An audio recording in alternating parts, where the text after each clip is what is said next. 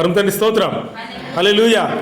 మరి ఆలయ ప్రతిష్ఠిత పండుగకు మీ అందరికీ మరొకసారి ఆహ్వానం తెలియజేస్తున్నాను. అయితే ఈ ఆలయ ప్రతిష్ఠిత పండుగ యెరూషలేములో జరుగుతూ ఉండెను. అది శీతాకాలం అని మరి గ్రంథము తెలియజేస్తూ ఉంది. యోహాను సువార్త 10వ అధ్యాయము 22వ వచనంలో. అయితే ప్రియ సహోదరులారా, దానికి యెషువా మెస్సే వారు కూడా అక్కడికి ఆ పండుగకు వెళ్ళినట్లుగా మనం చూస్తాం. ఆ పండుగలో వాళ్ళు ఏం చేస్తారు అని మనం చూస్తే కనుక ఆ పండుగలో ఇలాగూ 9 దీపాలు ఉన్న దీపస్తంభాన్ని, ఆ దీపస్తంభానికి 9 కొమ్మలు ఉంటాయి. 9 కొమ్మల్లో మరి ఇందాక నేను చెప్పినట్లుగా మధ్య కొమ్మను మొదట వెలిగిస్తారు. అది మెస్సయాకు సాదృశ్యం, షమాష్ క్యాండిల్ అని పిలుస్తారు. ఆ షమాష్ క్యాండిల్ని ఏం చేస్తారంటే తీసుకొచ్చి మిగతా వాటిని వెలిగించుకుంటూ వస్తారనమాట. సో ఈ విధంగా వెలిగిస్తూ ఉన్నప్పుడు మరి ఆ వెలుగును చూసి వారు ఏం చేస్తారంటే పరమ తండ్రి వారి పట్ల చేసిన గొప్ప కార్యాలు వారు జ్ఞాపకం చేసుకుంటారు. నిజానికి ఏం జరిగింది అని అంటే మరి ఈ పండుగ తోరాలో కనిపించదండి. ధర్మశాస్త్రంలో మనకి మోషే గారు రాసిన 5 పుస్తకాల్లో ఆదికాండము, నిర్గమకాండము, లేవీకాండము, సంఖ్యాకాండము, ద్వితీయోపదేశకాండాల్లో ఎక్కడా కనిపించదు. కానీ దీని ఛాయలు ప్రతి చోట ఉంటాయి. ఎందుకనంటే ఈ పండుగకు ప్రత్యేకమైన పేరు ఏంటంటే వెలుగుల పండుగ అని అర్థం. వెలుగుల పండుగ. నిజానికి మరి లోకస్తులందరూ చూడండి దీపావళి చేస్తారు. దీపావళి రోజున ఏం చేస్తారో తెలుసా? దీపాలు వెలిగించి వారి ఇళ్ళ యొక్క తలుపుల దగ్గర, మరి అలాగే గుమ్మాల దగ్గర పెడతారండి. తలుపుల దగ్గర, బయట వరండా దగ్గర, అంటే బయట వాళ్ళకి కనిపించేలా పెడతారు. ఈ పండుగ ఎక్కడి నుంచి వచ్చింది అంటే బైబిల్ గ్రంథంలోనే ఈ ఆలయ ప్రతిష్ఠిత పండుగల నుంచే వచ్చింది. దీన్ని వెలుగుల పండుగ అని అంటారు. నిజానికి ఈ పండుగ గురించి బైబిల్ చదివిన వారికి లేదా బైబిల్లో నేర్పించే వారికి తెలియకపోవడం బాధాకరం. ఈ పండుగ చాలా ప్రాముఖ్యమైన పండుగ. ఎందుకనంటే ఇది లోకానికి వెలుగునిచ్చే పండుగ. అసలు వెలుగు ఎప్పుడు కావాలి చెప్పండి? చీకట్లో కావాలి కదా. సో చీకట్లో వెళుతున్నప్పుడు మనకి ఏం కావాలి? టార్చ్ లైట్ ఉండాలి. లేదంటే ఈ మధ్యన సెల్ ఫోన్లు వచ్చినాయి కాబట్టి సెల్ ఫోన్లో కూడా లైట్ వేసుకుని నడవలసి వస్తుంది. కాబట్టి చీకట్లో కావాలి. చీకటి ఎక్కువగా ఎప్పుడు ఉంటుందో తెలుసా? ఎక్కువ చీకటి ఎప్పుడు ఉంటుందో తెలుసండి? డిసెంబర్ నెలలోనే ఉంటుంది. ఎందుకనంటే డిసెంబర్ నెలలో ఎక్కువగా రాత్రులు ఎక్కువ ఉంటుంది, పగలు తక్కువ ఉంటుంది.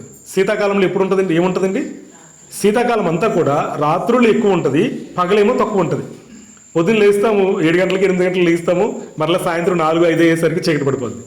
కాబట్టి చీకటి ఎక్కువగా ఉంటుంది, పగలేమో వెలుగేమో తక్కువగా ఉంటుంది. కాబట్టి ఈ శీతాకాలంలో ఏం కావాలి? వెలుగు కావాలి. అర్థమైందండి? కాబట్టి ఆ వెలుగు కోసం వాళ్ళు ఏం చేస్తారంటే ఈ పండుగను ఈ దినాల్లో చేస్తారనమాట. అయితే ఏ రోజున ప్రారంభిస్తారు అంటే శీతాకాలంలో వింటర్ సాల్స్టిస్ అనేటువంటి ఒక ప్రక్రియ జరుగుతుంది అనమాట. వింటర్ సాల్స్టిస్ అంటే ఇక్కడ చదువుకున్న పిల్లలు ఉన్నారు, మీకు తెలుసమ్మా? వింటర్ సాల్స్టిస్ అంటే పగలు అది మేడం గారు సమ్మర్ సాల్స్టిస్ అండి. అవునండి, కరెక్ట్ అండి. సో వింటర్ సాల్స్టిస్ ఏంటంటే రాత్రి మ్యాక్సిమం ఎక్కువగా ఉండే రోజు అనమాట. చీకటి ఎక్కువగా ఉండే రోజు. ఆ రోజును ప్రారంభిస్తారండి ఆలయ ప్రతిష్ఠిత పండుగ. అసలు ఎందుకు ఈ పండుగ ఎలా వచ్చింది అని అంటే ఆలయ ప్రతిష్ఠిత పండుగ ఊరికినే రాలేదండి. ఆ దీపాలు వెలిగించడం వెనకాల వీళ్ళ యొక్క త్యాగం ఎంతైతే ఉందో. మరి మొదటి దీపాన్ని ఎవరు వెలిగించారు? అమ్మా మాస్టర్ గారు వెలిగించారు. సార్ మీ వయసు ఎంత సార్? 78 సంవత్సరాల వయసు. 78 సంవత్సరాలు ఆయన ఎన్ని డక్కాముక్కలు తిని ఉంటారు చెప్పండి? సువార్త కోసం ఎన్ని పుర్రాకులు పడి ఉంటారు చెప్పండి కదా? సువార్త ప్రకటించడానికి ఎన్ని ఊర్లు కాళ్ళు అరిగేలా తిరిగి ఉంటారు చెప్పండి? ఎంత మంది దగ్గరికి వెళ్ళి సువార్త చెప్పుంటారో చెప్పండి? ఎంత ఆకలి అంటే ఆకలి దప్పులు కూడా పక్కన పెట్టేసేసి, అంటే భోజనం లేకపోయినా, సార్ మీరు భోజనం చేయకుండా సువార్త చేసిన రోజులు ఉన్నాయి కదా? ఎన్ని ఉంటాయి సార్? చాలా. 1 కాదు 2 కాదండి. ఒక సువార్తికుని జీవితంలో సువార్త కోసం కడుపు కట్టుకొని, సువార్త కోసం గొంతుకి కత్తి పెట్టి సువార్త చేసినటువంటి రోజులు చాలా ఉంటాయి. అంత త్యాగం ఉంది కాబట్టి ఆయన ఏం చేశారంటే అనేకమైన దీపాలు వెలిగించారు ఇక్కడ ఈ ప్రాంతంలో. పరమ తండ్రి స్తోత్రం. హల్లెలూయా. అంటే ఈ దీపాలు లేదంటే ఈ హనుక్క అనేది ఊరికినే రాలేదండి. ఆ పండుగ ఎలా వచ్చిందనంటే దాని వెనకాల పెద్ద కథ ఉంది. జరిగిన కథ అంటే ఏదో అల్లిన కథ కాదండి, జరిగిన కథ ఉంది. ఏమిటి అని అంటే మీరు జాగ్రత్తగా వినండి, నేను ఈ కథ గురించి చెప్తాను. ఒరిజినల్గా జరిగిన కథ. అలెగ్జాండర్ గారు ఎంతమంది తెలుసు? అలెగ్జాండర్ గ్రీకు ఎంపరర్ అంటే చక్రవర్తి. గ్రీకు చక్రవర్తి అలెగ్జాండర్ ఎంతమంది తెలుసు? 1, 2, 3, 4 అంతే. ఒక ఆయన గురించి చెప్తానైతే, చాలామంది చాలా చర్చిల్లో ఇతని గురించి చెప్తూ ఉంటారు. ఏమనంటే, ఇదిగో నేను లోకాన్ని జయించాను కానీ నా వెంట నేనేమి తీసుకుపోవట్లేదని చెప్పడానికి నేను చనిపోయిన తర్వాత నా 2 చేతులు పైకెత్తి బయటికి కనిపెడేలా పెట్టి నన్ను సమాధి చేయండి అని అడిగాడు ఒక అతను. ఎవరో తెలుసండి? ఎవరు? అలెగ్జాండర్. వాడే అలెగ్జాండర్. అంటే లోకాన్ని జయించాడు. భూమి మీద ఉన్న అన్ని దేశాలను, అందరు మనుషులను అతను జయించి ఏం చేశాడంటే, జయించడం అంటే ప్రేమతో కదండి, యెషోమెస్సే ప్రేమతో జయించారు. కానీ అలెగ్జాండర్ అనే వాడు ఏం చేశాడంటే భయపెట్టి జయించాడు, అనేక మంది చంపి జయించాడు. కాబట్టి ఈ అలెగ్జాండర్ అనేవాడు ఏం చేశాడంటే ప్రపంచాన్ని జయించి చనిపోయే ముందు నేనేమీ పట్టుకెళ్ళట్లేదు, అంతా వేస్టే అని చెప్పడానికి సమాధిలో పెట్టే ముందు అతను 2 చేతులు పైకెట్టి తీసుకెళ్ళమని చెప్పాడనమాట. పరమతని స్తోత్రం. ఈ అలెగ్జాండర్ గారు ఏం చేశారంటే ప్రపంచాన్ని జయించిన తర్వాత ఇంకా అతను వెళ్ళిపోతూ ఒరే బాబు నేను ఎలాగ వెళ్ళిపోతున్నాను, మరి నేను సంపాదించిన రాజ్యం ఉంది కదా, ఆ రాజ్యం పేరేం పేరు తెలుసండి? గ్రీక్ రాజ్యం. గ్రీక్ రాజ్యం అనేసరికి మీకు ఒకటి అర్థం కావాలి. ఏంటంటే దానియేలు గ్రంథంలో ఒక పెద్ద స్టాట్యూ ఉంటుంది, ఒక విగ్రహము 4 భాగాలుగా ఉంటుంది. గుర్తొచ్చింది ఏమన్నా? తలభాగం దేంతో తయారు చేయబడిందండి? దానియేలు గ్రంథంలో ఉన్న విగ్రహం తలభాగం గోల్డ్, బంగారంతో. మరి ఈ తలభాగం ఈ మొండెం నుంచి, అంటే ఈ భుజాల దగ్గర నుంచి మొండెం వరకు, నడుం వరకు దేంతో తయారు చేయబడిందండి? సిల్వర్. Very good. అంతేనా? సిల్వరేనా? సిల్వర్. మరి నడుము దగ్గర నుంచి మోకాళ్ళ వరకు దేంతో తయారు చేయబడింది ఆ విగ్రహం? బ్రాంజ్. అంటే ఇత్తడి. అంతేనా? ఇత్తడేనా? కంచు. ఇత్తడి కాదండి, కంచుతో తయారు చేయబడింది. మోకాళ్ళ నుంచి పాదాల వరకు దేంతో తయారు చేయబడింది ఆ విగ్రహం? ఇనుము, ఐరన్ ప్లస్ క్లే, ఇనుము మరియు మట్టితో తయారు చేయబడింది. ఈ 2 కలిసి ఉన్నటువంటిది ఏంటంటే, అంటే ఈ 4 భాగాలు కూడా దేన్ని సూచిస్తాయంటే 4 రాజ్యాలను సూచిస్తాయండి. కాబట్టి ఈ 4 రాజ్యాల్లో చివరిదైనటువంటిది రాజ్యం ఏంటండి? ఇనుము మట్టి కలిసిన రాజ్యం ఏంటి? రోమన్ సామ్రాజ్యం. అర్థమైందా? రోమన్ సామ్రాజ్యం అనమాట. ఈ రోమన్ సామ్రాజ్యాన్ని ప్రారంభించింది ఎవరు? ఇప్పుడు దాకా చెప్పుకున్న వ్యక్తే, అలెగ్జాండర్. అర్థమైందా మీకు? సో అలెగ్జాండర్ అనేవాడు ఏం చేశాడంటే రోమన్ సామ్రాజ్యాన్ని ప్రారంభించాడు. ప్రారంభించడం అంటే ఏంటంటే, మన ఇండియాకి బ్రిటిష్ వాళ్ళు వచ్చారా? ఎన్ని ఇయర్స్ ఉన్నారు? దాదాపు 400 ఇయర్స్ ఉన్నారు. ఈ 400 ఇయర్స్లో మన ఇండియాని వాళ్ళు ఎలాగ ఆక్యుపై చేసుకున్నారో తెలుసా? మొట్టమొదటిగా వాళ్ళు ముంబై వచ్చారు, అంటే మొట్టమొదటిగా కలకత్తా వచ్చారండి, వెస్ట్ బెంగాల్ వచ్చారు. కలకత్తా నుంచి పెద్ద పెద్ద పట్టణాలన్నింటిలో వాళ్ళు కైవసం చేసుకున్నారు. తర్వాత ముంబై, తర్వాత చెన్నై, తర్వాత ఇలాగా రకరకాల ప్రాంతాలని వాళ్ళు ఆక్యుపై చేసుకుని అక్కడ వాళ్ళందరికి పైన ఒక అతను ఉంటాడు, కానీ ఆ ప్రాంతాలు చూసుకోవడానికి ఒక గవర్నర్ని పెడతారన్నమాట. అలాగా ఈ అలెగ్జాండర్ అనేవాడు ఏం చేశాడంటే, నేను ఎలాగే వెళ్ళిపోతున్నాను కదరా బాబు, ఇదిగో ఈ భూమి మీద ఉన్న ప్రాంతాలన్నింటినీ ఒక్కొక్క ప్రాంతాన్ని కాపాడుకోండి, పరిపాలించుకోండి, మీరు ఏం చేసినా పర్లేదు కానీ రోమా సామ్రాజ్యం పేరు కింద మీరు అందరూ ఉండాలని చెప్పాడనమాట. చెప్పి చనిపోయాడు. చనిపోయిన తర్వాత కొన్ని రోజులకి యోదయ ప్రాంతాన్ని, అంటే యెరూషలేము, ఇజ్రాయెల్ దేశం ఉండే ప్రాంతాన్ని ఎవరికి అప్పచెప్పాడంటే యాంటియోకస్ అనేటువంటి ఒక అతనికి అప్పచెప్పారు. యాంటియోకస్. ఈ యాంటియోకస్ అనే ఆడుకున్న బిరుదు ఏంటంటే ఎపిఫానిస్. యాంటియోకస్ అనే వ్యక్తికి ఉన్నటువంటి బిరుదు ఏంటంటే ఎపిఫానిస్. కానీ అతను అందరూ ఏమని పిలిచేవారంటే, యాంటియోకస్ అనే అతన్ని ఏమని పిలిచేవారంటే యాంటియోకస్ ఎపిమానిస్ అని పిలిచేవారండి. యాంటియోకస్ ఎపిమానిస్. అతనికి ఉన్న బిరుదు ఏంటంటే ఎపిఫానిస్, కానీ ఎపిమానిస్ అని పిలిచేవారు. అంటే దాని అర్థం ఏంటంటే యాంటియోకస్ అనేవాడు ఒక పిచ్చివాడు అనే బిరుదు కలిగి ఉన్నవాడు అతను. మనకి కూడా మన చరిత్ర చదువుకున్నప్పుడు మనకు కూడా ఒక అతను మొఘల్ రాజుల్లో ఒక అతనికి అలాంటి పేరే ఉంటుంది. ఏం పేరండి? తుగ్లక్. మహమ్మద్ బిన్ తుగ్లక్ అని పెడతారు అతను. మహమ్మద్ బిన్ తుగ్లక్ అంటే తుగ్లక్ అంటే ఏంటి చెప్పండి? పిచ్చోడు అని అర్థం, అంతేనండి. కాబట్టి అలాగే ఈ యొక్క ఎపిఫానిస్ అనేవాడు కూడా ఒక పిచ్చివాడు అనే బిరుదు కలిగిన వాడు. ఒక్కసారి ఊహించండి, ఒక సామ్రాజ్యానికి, ఒక రాజ్యానికి రాజు పిచ్చివాడైతే ఆ రాజ్యం ఎలా ఉంటుంది చెప్పండి? ఎలా ఉంటుంది? ఒక రాజ్యానికి రాజే పిచ్చివాడైతే అసలు మామూలుగా పిచ్చివాళ్ళు ఎలా ఉంటారు? వాళ్ళు ఏం చేస్తున్నారో వాళ్ళకే తెలియదు. కానీ యోదయ ప్రాంతాన్ని, ఇజ్రాయెల్ దేశాన్ని పరిపాలించడానికి వచ్చిన ఒక రాజు, వాడు పిచ్చోడు. ఇప్పుడు చెప్పండి ఎలా ఉంటుంది యోదయ ప్రాంతం? పిచ్చిగా ఉంటుంది అనమాట. చిన్నపిల్లడు ఫాలో అవుతున్నాడు చక్కగా, రైట్. సో వాళ్ళు ఏం చేశారంటే, ఈ యాంటియోకస్ అని వాడు ఏం చేశాడనంటే, ఇదిగో మా రోమన్లో ఏం చేస్తామో తెలుసా? కనబడిన ప్రతి దాన్ని దేవుడని భావిస్తాం, ప్రతి విగ్రహాన్ని పూజిస్తాం. మీరేం చేయాలి? వాటిని పూజించాలి. కనబడిన ప్రతి జంతువును బలిస్తాం, మీరేం చేయాలి? ఆ బలి మాంసాన్ని తినాలి అని భయంకరమైన శాసనాలను అమలుపరిచినప్పుడు యెరూషలేములో ఉన్న యూదులు పరలోకమందున్న తండ్రిని తప్ప ఎవరిని ఆరాధన చేయరండి. ఏ విగ్రహానికి వాళ్ళు మొక్కుకోరు. అపవిత్రమైన జంతువులు ఏ జంతువును వాళ్ళు తినరు.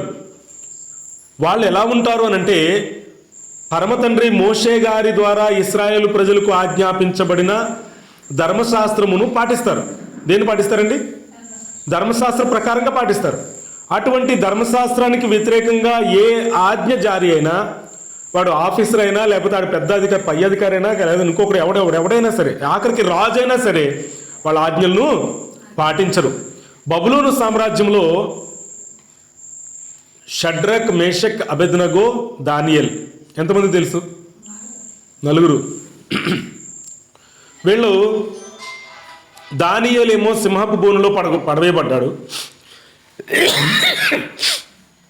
షడ్రక్, మేషక్, అబెద్నగోలు ఎక్కడ వేశారండి? అగ్నిగుండంలో వేశారు. ఎందుకు భయపడ్డారు వీళ్ళు? అమ్మా, నెబుకద్నెజర్ అనే రాజు ఏం చేశాడంటే, ఒక పెద్ద విగ్రహాన్ని నిలబెట్టి దానికి మొక్కమన్నాడు. కేవలం వీళ్ళు 4 మొక్కలేదు. ఏం చేశారు అప్పుడు? దానియేలు గారిని ఏమో తీసుకెళ్ళి వేరే దాంట్లో వేయమన్నారు, సింహాల బోన్లో వేయమన్నారు. మిగిలిన 3 తీసుకెళ్ళి అగ్నిగుండంలో వేయమన్నారు. చంపేమనే వేసేయమన్నారు. కానీ సింహాల బోన్లోకి వెళ్తే సింహం అతనికి ఏమీ చేయలేదు. అగ్నిగుండంలో పడిపోయిన ఎవరు పడ్డారు అగ్నిగుండంలో? ఎవరు కాదండి, అగ్నిగుండంలో వేయబడిన వాళ్ళ పేర్లు షడ్రకు, మేషకు, అబెద్నగో. వీళ్ళు ఒరిజినల్ పేర్లు కాదు అవి. వాళ్ళ ఒరిజినల్ పేర్లు ఏంటంటే హనన్య, అజర్యా, మిషయల్. ఇవి ఒరిజినల్ పేర్లు. హనన్య, అజర్యా, మిషయల్, దానియల్. కానీ వీళ్ళు అందులో వేసిన తర్వాత వాళ్ళు చనిపోలేదు, తిరిగి సజీవంగా బయటకు వచ్చారని వాళ్ళ పేర్లు మార్చేశారు. అక్కడ ఉన్న వాళ్ళు ఎవరు? వాళ్ళు బబులోనీయులు. ఏం పేర్లు మార్చారంటే, దానియేలు గారికి ఏమో బెల్తెషాజర్ అని పేరు పెట్టారు. బెల్తెషాజర్ అనే పేరు ఎవరైనా పెట్టుకుంటారా? మీరు ఎవరైనా, మీకు తెలిసిన వాళ్ళకి? ఎందుకు పెట్టుకోరండి అమ్మా? కాదమ్మా, దానియేలు గారికి వాళ్ళు పెట్టిన పేరు ఏంటంటే బెల్తెషాజర్ అని పేరు పెట్టారు. బెల్తెషాజర్ అనేది ఒక విగ్రహం, ఒక దేవత పేరు. అది ఆ పేరు దానియేలు గారికి పెట్టారు. ఈ రోజున మీరు ఎవరైనా పెట్టుకుంటారా? పేరు పెట్టుకుంటారా? పెట్టుకోరు. ఎందుకు? అది విగ్రహం పేరు కాబట్టి, అది ఒక దేవత పేరు కాబట్టి. కానీ మనలో కొంతమంది తెలియక, పాపం వాళ్ళకి తెలియక కొన్ని పేర్లు పెట్టుకుంటుంటారు. షడ్రక్ గారు, ఎప్పుడైనా అన్నారు పేరు? షడ్రక్ గారు, మెషాక్ గారు, అబెద్నగో గారు. షడ్రక్, మేషక్, అబెద్నగో. ఈ పేర్లు ఏం పేర్లో తెలుసా? ఇవి కూడా దేవతల పేర్లే. హనన్యాకేమో షడ్రక్ అని పెట్టారు, అజర్యాకేమో మెషాక్ అని పెట్టారు. అజర్యాకండి. మిషాయల్కేమో ఏం పెట్టారండి? అబెద్నగో అని పేరు పెట్టారు. మార్చేశారు వాళ్ళ పేర్లు. కానీ ఈరోజు మన వాళ్ళు తెలియక చాలామంది ఆ పేర్లు పెట్టుకుని ఉంటారు. షడ్రక్ గారు, బ్రదర్ షడ్రక్ గారు, పాస్టర్ షడ్రక్ గారు, పాస్టర్ మెషాక్ గారు, ఇలా పెట్టుకుంటుంటారు. సరే, ఇప్పుడు మన పాయింట్లోకి వద్దాం. ఇప్పుడు ఇలాగూ వాళ్ళు ఎందుకు అందులో పడవేయబడ్డారంటే ఆ విగ్రహానికి మొక్కనందుకే. ఇక్కడ కూడా ఈ యాంటియోకస్ అనే వాడు ఒక ఆజ్ఞ జారీ చేశాడు యూదుల మీద. ఇదిగో యూదులందరూ ఇప్పటి నుంచి ఏం చేయాలంటే, కనబడిన దేవుడిని కాదు ఆరాధన చేయవలసింది, ఇగో ఎదురుగానే విగ్రహం పెట్టాను, ఆ విగ్రహానికి మొక్కాలి అని పెట్టాడు. ప్రతి ఒక్కరు విగ్రహారాధన చేయాలి అని ఆజ్ఞ జారీ చేశాడు. అప్పుడు యూదులు ఒప్పుకుంటారా చెప్పండి? ఒప్పుకుంటారా? ఒప్పుకున్నారు కొంతమంది, ఎందుకంటే చంపేస్తారని. ఒకవేళ ఎవడైనా విగ్రహారాధన చేయకపోతే వాడు చస్తాడు అని ఆజ్ఞ జారీ చేశారు. అప్పుడు ఏమైందనంటే యూదుల్లో కొంతమంది అయ్యో బాబోయ్ చంపేస్తారంట అని చెప్పి భయపడి విగ్రహారాధన చేయడానికి మొదలుపెట్టారు, విగ్రహారాధన చేశారు. కానీ చాలామంది దాన్ని వ్యతిరేకించారు. యూదులు పౌరుషంతో ఏం చేశారంటే, మీరు చావనైనా చేస్తాం కానీ రాజుగారు చెప్పినట్టు మేము చెయ్యం అని షడ్రక్, మేషక్, అబేద్నగో అని పిలువబడే అజర్యా, ఏం పేర్లు చెప్పారండి, హనన్య, అజర్యా, మిషాయేలు వలె వీళ్ళు ఏం చేశారంటే ధైర్యంగా నిలబడ్డారండి. ఆ విషయం వాళ్ళ నోట వీళ్ళ నోట ఎవరికి తెలిసింది? అంటియోకస్ అనే వాడికి తెలిసింది. ఇక్కడ ఉన్న యూదులు, యూదయ ప్రాంతంలో ఉన్న యూదులు ఎవరు కూడా రాజుగారు చెప్పినట్టు చేయట్లేదు. వాళ్ళు ఎంతసేపు ఆ బైబిల్ పట్టుకుని, ఆ తోరా పట్టుకుని ఏం చేస్తున్నారు? విశ్రాంతి దినాలు పాటిస్తున్నారు, పండగలు చేస్తున్నారు, దేవుడినే ఆరాధన చేస్తున్నారు తప్ప దేవుడు కాదు ఇంకే మనిషిని మేము ఆరాధన చేయమని అంటున్నారు, ఏ బొమ్మను మేము మొక్కమంటున్నారు, ఇంకేమన్నారండి, మా పిల్లలకు సున్నతులు చేయిస్తామంటున్నారు, ధర్మశాస్త్ర ప్రకారంగానే మేము నడుచుకుంటామని చెప్తున్నారు అని చెప్పారనమాట. ఈ పిచ్చోడికి ఏమొస్తుంది చెప్పండి? అప్పుడు మెంటలు వచ్చేసింది, పిచ్చి లేచిపోయింది అడిగి. వెంటనే ఆడు ఏం చేశాడంటే మంది మార్బలంతో బయలుదేరి యెరూషలేం వచ్చి, వాడు చేసిన పని ఏంటో తెలుసా? యెరూషలేంలో ఉన్న ఆలయం ఉంటుంది కదా, ఆలయంలో ఇలాంటి మెనోరా ఒకటి ఉంటుందండి, బంగారంతో తయారు చేయబడిన మెనోరా. ఇది బంగారం కోటింగ్ వేసి ఉంటారు సార్. ఇది బంగారం సార్, అది బంగారం కోటింగ్ అండి. చెప్పండి సార్, మీరు నిజం చెప్పండి సార్, అవగాహన అడగండి. కోటింగ్ అయితే ఏం కాదండి, బంగారం అనుకుంటున్నాను.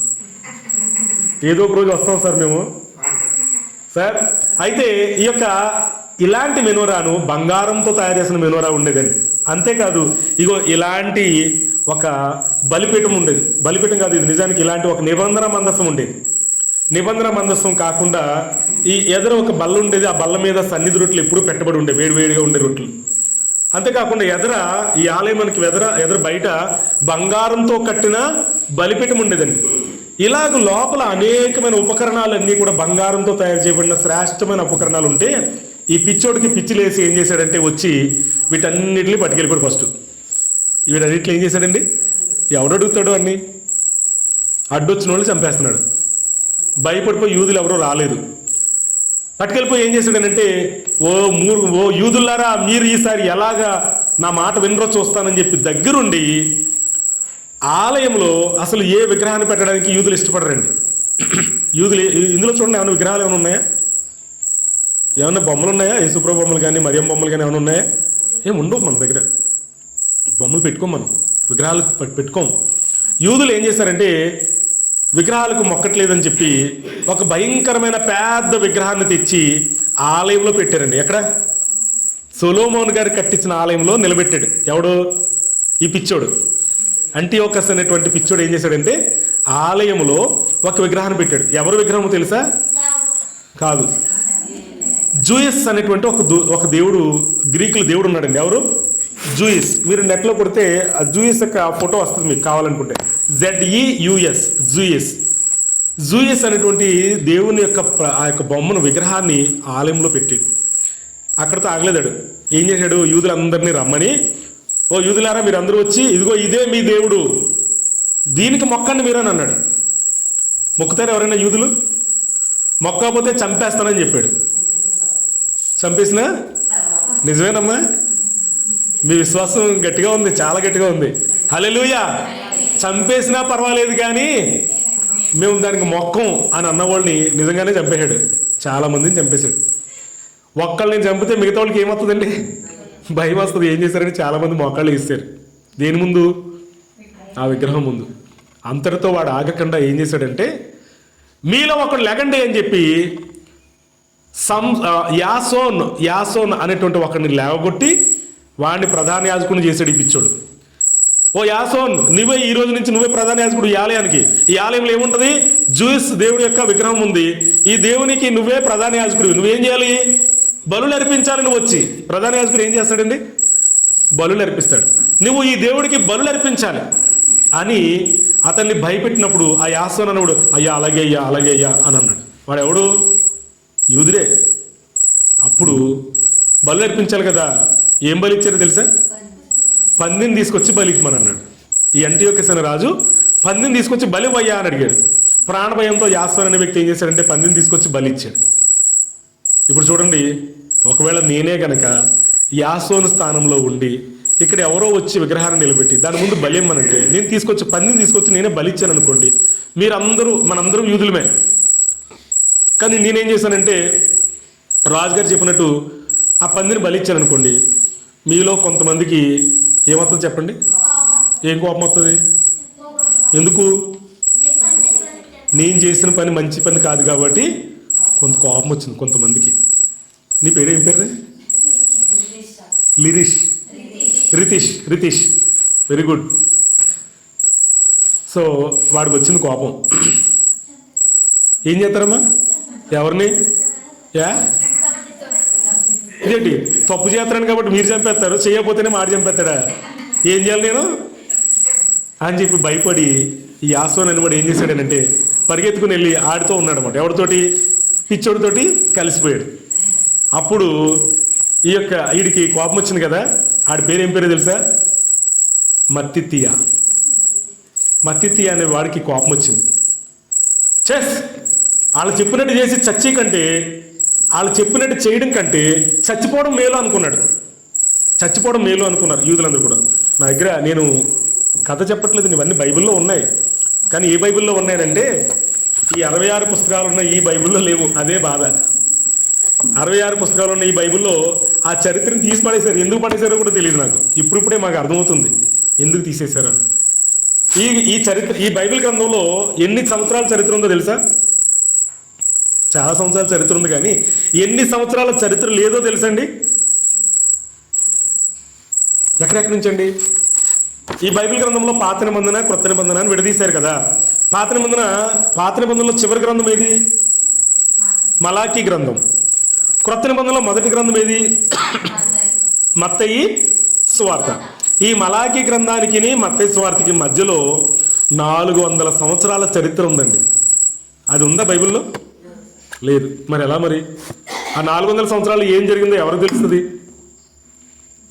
దాన్ని వెతికాం, మేము తీస్తూ ఉన్నాం. ఈ చరిత్ర చాలా గ్రంథాల్లో ఉందండి. అందులో దాదాపు 200 సంవత్సరాల చరిత్ర మాకు దొరికింది. ఇంకా వెతుకుతూ ఉన్నాం. ఖచ్చితంగా పరమ తండ్రి అనుగ్రహం ఉంటే అది కూడా దొరుకుతుంది. ఈ 200 సంవత్సరాల చరిత్ర ఎప్పుడు జరిగిందంటే సాక్షాత్తు యెషువా మెస్సయ్య వారు పుట్టకముందు జరిగింది. జరిగిందండి ఈ 200 సంవత్సరాల చరిత్ర. పుట్టకముందు ఏం జరిగిందంటే కథ కాబట్టి ఆసక్తిగా ఉన్నారు, లేకపోతే ఈ పాడికి గురకలు పెట్టేద్దరేమో కదండి. కానీ చల్లగా ఉంది, ఎవరు పడుకోరు, నిద్ర ఏమి రాదు, వెచ్చగా ఉంటే నిద్ర వస్తుంది. పరమ తండ్రి స్తోత్రం. యెషువా మెస్సయ్య పుట్టక ముందు 200 సంవత్సరాల ముందు జరిగిన స్టోరీ అండి ఇది. అప్పుడు యాంటియోకస్ ఎపిఫానిస్ అనేవాడు ఏం చేశాడనంటే, ఇదిగో ఓ యాసోన్, నీవే ప్రధాన యాజకుడివి, ఇక మీదట ఈ ఆలయంలో జూయస్ అనే దేవుడే ఉంటాడు, జూయస్ అనే దేవుడి బొమ్మే ఉంటుంది. మీరందరూ యూదులందరూ వచ్చి ప్రతిరోజు అతనికి ఈ విగ్రహానికి మొక్కి ఇక్కడ ఏం చేయాలి? పందులు తెచ్చి బలి ఇవ్వాలి. బలిచ్చిన ఆ పంది మాంసాన్ని తీసుకొచ్చి యూదులందరూ తినాలి. యూదులు తోరా ప్రకారంగా ఆ పంది మాంసం కానీ పందిని కానీ చూడడానికి ఇష్టపడరండి, ముట్టుకోవడానికి ఇష్టపడరు. కాబట్టి పంది మాంసం తినమని అన్నారు. కొన్ని మాటలు నేను చదివినిపిస్తానండి. మక్కాబీయుల గ్రంథం అని ఒక గ్రంథం ఉందండి. ఆ గ్రంథంలో మొదటి అధ్యాయము, మీకు అందరికీ తెలుగు అర్థమవుతుంది కాబట్టి నేను తెలుగులో చదువుతున్నాను. నా దగ్గర బైబిల్ ఉంది కానీ ఇంటి దగ్గర ఉందని తేలేదు, అందుకే నేను బైబిల్లో చదువుతున్నాను, సెల్లో చదువుతున్నాను.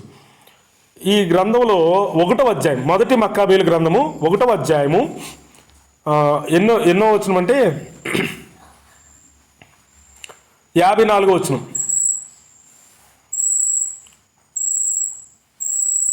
దాని పైనుంచి చదువుతున్నానండి, 50 వచనం 49 నుంచి చదువుతున్నాను. ధర్మశాస్త్రమును పాటించిన మానుకోవాలని ఆజ్ఞాపించాడు. ఈ ఆజ్ఞలను మీరిన వారికి మరణమే శిక్ష అని శాసించాడు. రాజు తన సామ్రాజ్యమంతటిను ఈ శాసనమును ప్రకటన చేయించెను. తర్వాత ఏమైందంటే చాలామంది యూదులు ధర్మశాస్త్రమును విడిచిపోయారు, రాజాధికారులకు లొంగి దుష్కార్యములు చేశారు. కానీ భక్తిపరులైన ఇశ్రాయేలీయులు మాత్రము ఆ అధికారులకు కంటపడకుండా ఎక్కడి వారు అక్కడే దాగుకొన్నారు. 145వ సంవత్సరమున కిస్లేవు నెల 15వ దినమున అంటియోకసు రాజు దేవాలయములోని దానబలిపీఠము మీద జుగుప్సాకరమైన విగ్రహమును నెలకొల్పెను. జూయిష్ యొక్క విగ్రహం యూదయలోని పట్టణములలో విగ్రహములకు బలిపీఠములు నిర్మింపజేసెను. అధికారులు నడివీధుల్లోనూ ఇండ్ల ముందటను విగ్రహములకు సాంబ్రాణి పొగ వేయించెను. ధర్మశాస్త్ర గ్రంథములు ఎక్కడైనా కనిపించనుచో కాల్చివేసిరి. బైబిల్ ఎక్కడైనా కనిపిస్తే ఏం చేసేవారండి? కాల్చేసేవారట. ఎవని వద్దనైనను ధర్మశాస్త్ర గ్రంథం ఉన్నను, ఎవడైనా ధర్మశాస్త్ర నియమములు పాటించినను అతనిని రాజాజ్ఞ ప్రకారము వధించిరి. ఎవరైనా త్వర ప్రకారంగా షబ్బాతు పాటించిన, పండుగలు చేసిన, వారి పిల్లలకి సున్నతులు చేయించిన వెంటనే చంపేశ్వరు అనమాట.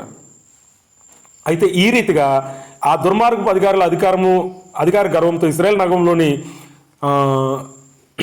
తమకు చిక్కిన ప్రజల నెలల తరబడి బాధింపజొచ్చిరి. ఆ నెల 25వ తారీఖున దేవాలయంలోని దహన బలిపీఠం మీద నిర్మించిన కొత్త బలిపీఠంపై అధికారులు బలులు అర్పించిరి. తమ బిడ్డలకు సున్నతులు చేయించిన తల్లులను రాజాజ్ఞ ప్రకారం వధించిరి. ఆ బిడ్డలను కూడా చంపి తల్లుల మెడలకు వేలాడగట్టిరి. ఆ తల్లుల కుటుంబములకు చెందిన వారిని, ఆ బిడ్డలకు సున్నతి చేసిన వారిని మట్టుబెట్టిరి. నేను చెప్పిన మాటలు మీకు అర్థమవుతున్నాయండి?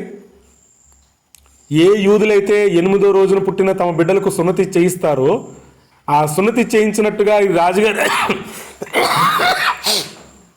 రాజుగారికి తెలిస్తే వెంటనే ఏం చేసేవారంటే ఆ పిల్లవాడిని తీసుకొచ్చి చంపేసి, ఆ పిల్లవాడు 2 చేతులు తాడుతో కట్టి ఆ 2 చేతులు కట్టిన ఆ 2 చేతులతోటి తన తల్లి మెడలో వేసి, తన తల్లి మెడలో చనిపోయిన పిల్లవాడి యొక్క శవాన్ని ఆ మెడలో వేసి ఆ తల్లులను కూడా చంపేవారట.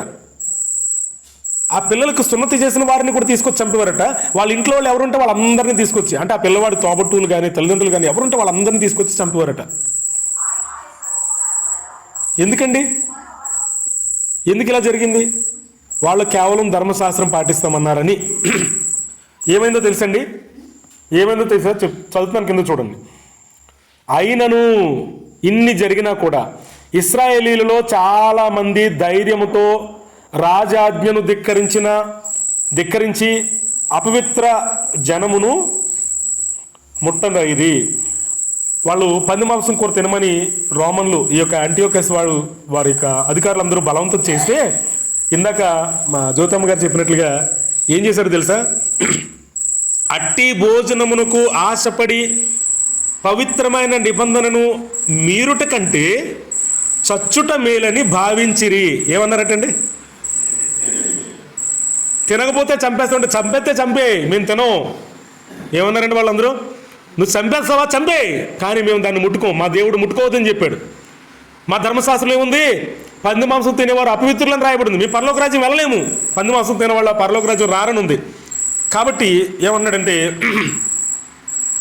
ఇంకేం రాశాడంటే, చాలామంది తమ ప్రాణములను కూడా అర్పించిరి. ఆ కాలమున ప్రభు కోపం ఇశ్రాయేలు మీద దారుణముగా ప్రజ్వరిల్లెను. ప్రియ సహోదరులారా గమనించండి, సేమ్ అదే కాలంలో మనం కూడా ఉన్నామండి. తెలుసా మీకు? అదే రోజుల్లో మనం కూడా ఉన్నాం. అదే రోజులండి. గమనించండి, ప్రార్థన పెట్టుకుని ఉంటే చర్చిల్లోకి వచ్చి ఏం చేస్తున్నారు? కోలుకొడుతున్నారా లేదా?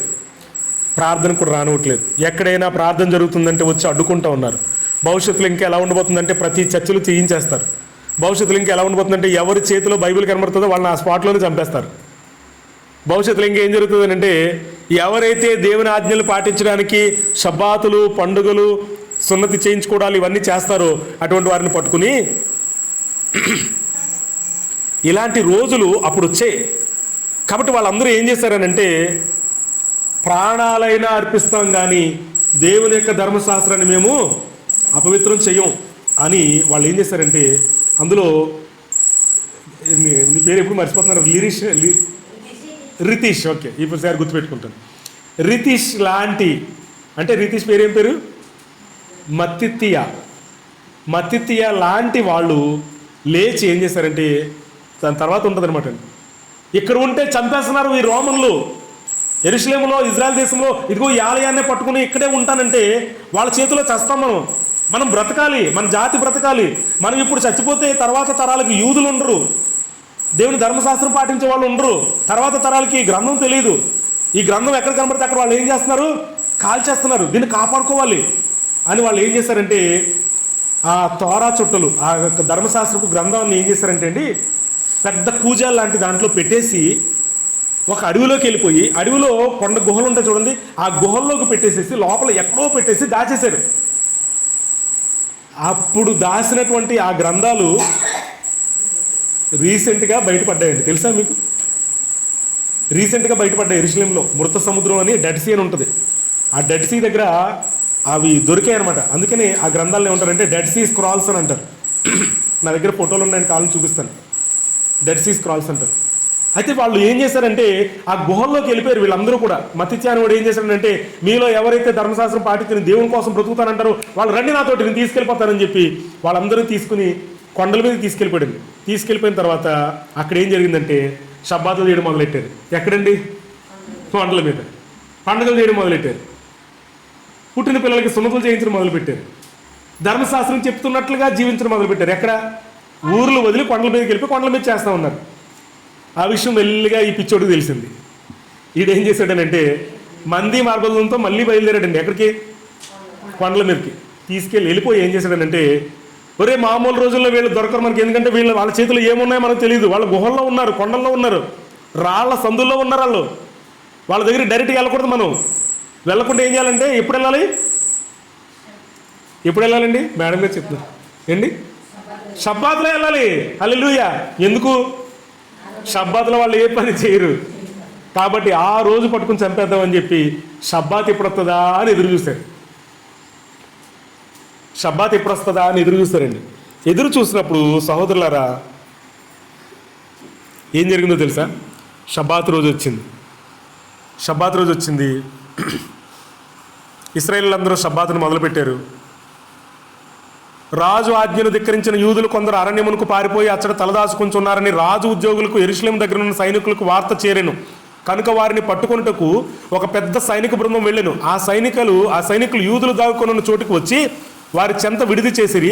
విశ్రాంతి దినమున వారి మీద పడి చంప నిశ్చయించుకునిరి. ఆ సైనికులు విశ్రాంతి దినం వచ్చింది. ఆ సైనికులు ఏం చేస్తారంటే యూదులను చూసి, తరుణం ఇంకా మించిపోలేదు, సమయం ఇంకా అయిపోలేదు, మీరు దాగి ఉన్న తావు నుండి వెలుపలికి వచ్చి రాజు ఆజ్ఞకు తలయొగ్గుడు. రాజుగారు చెప్పినట్టు ఆ జూయిష్ యొక్క దేవుడికి విగ్రహానికి మీరు మొక్కి పంది మాంసమును తిని మీ ధర్మశాస్త్రాన్ని మా ముందు కాల్చేయండి అని చెప్పి ఏమన్నాడంటే, మేము మీ ప్రాణములను కాపాడుదామని కేకలు పెట్టింది. ఎవరు కేకలేశారు? ఇవి రోమన్లండి. అంటియోకస్ పంపించిన రోమన్స్. యూదులు ఏమని ఉంటారు చెప్పండి? అయిపోయింది. ఇది చివరిగా నేను చివరి మాట్లాడండి, అయిపోయింది నాది ఆల్రెడీ.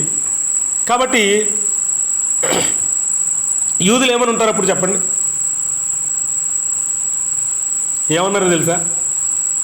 మాట చదివి ముగిచ్చేస్తాను.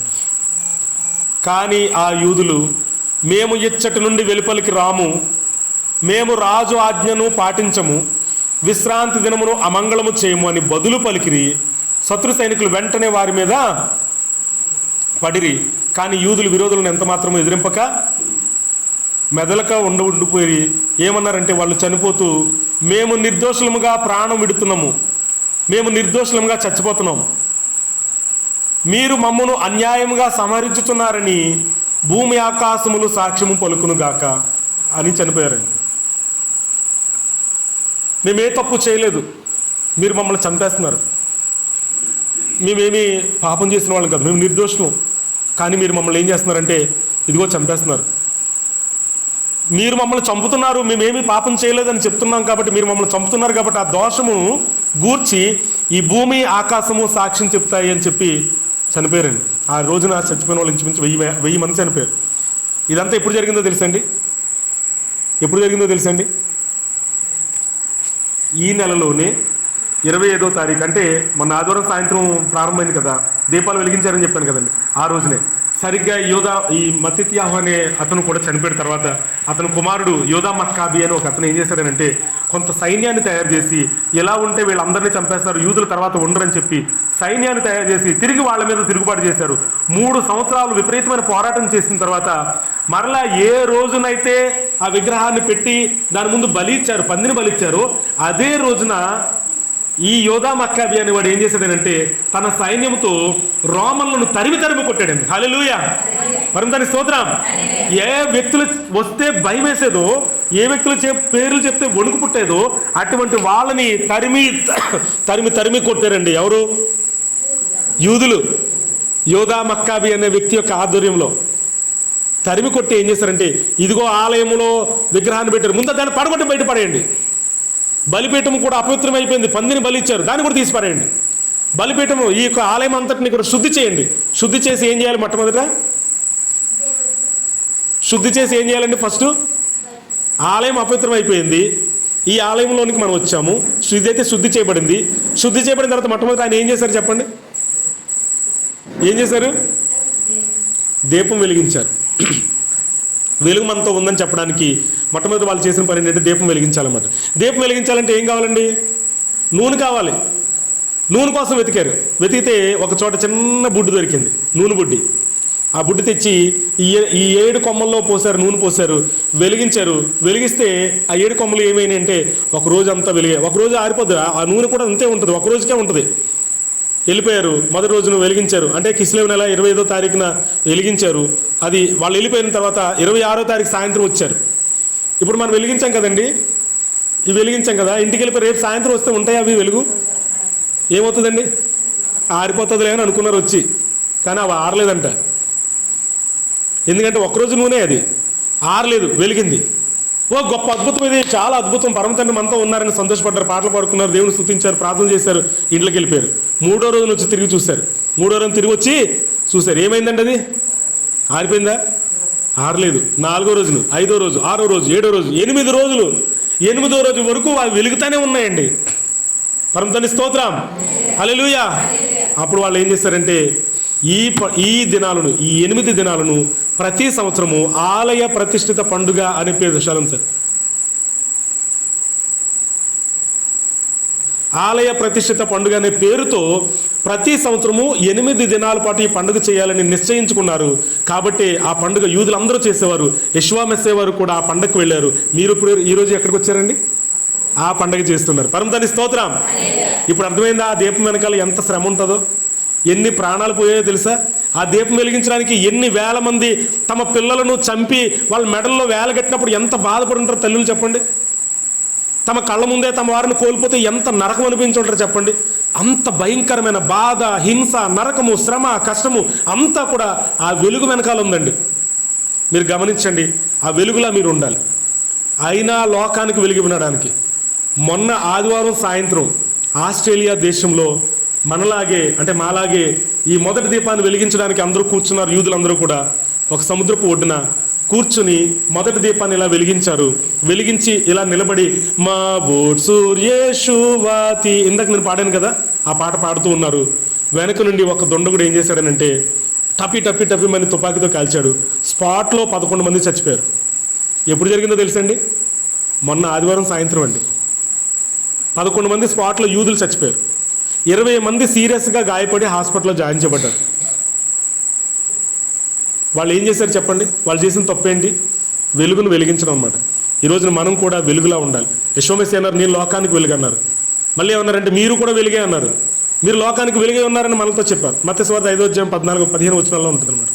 కాబట్టి మీరు వెలుగును ఏం చేయమన్నారంటే పరలోకమున్న తండ్రి మహిమకరముగా మీ వెలుగును జనుల ఎదుట ప్రకాశింపజేయండి అన్నాడు. మీ క్రియలు, సత్క్రియలు చేయండి అని చెప్పాడు. కాబట్టి సత్క్రియలు అంటే ఏంటంటే, అప్పుడు యూదులు ఏం చేశారంటే తోరాను పాటించడమే వాళ్ళ భాగ్యం అని భావించారు. ఈ రోజున తోరాను పాటించడానికి, షబాతును పాటించడానికి, ధర్మశాస్త్రమును పాటించడానికి, పిల్లలకు సున్నతులు చేయించడానికి, ధర్మశాస్త్ర ప్రకారంగా జీవించడానికి వాళ్ళు ప్రాణాలు కూడా వదిలేస్తారు. మీరేం వదిలేస్తారు? పరమతండ్రి మిమ్మల్ని ప్రాణాలు అడగట్లేదండి, మీ నుంచి వెలుగును ఆశిస్తున్నారు. ఏ విధమైన వెలుగునంటే తోరా యొక్క వెలుగు. ఈ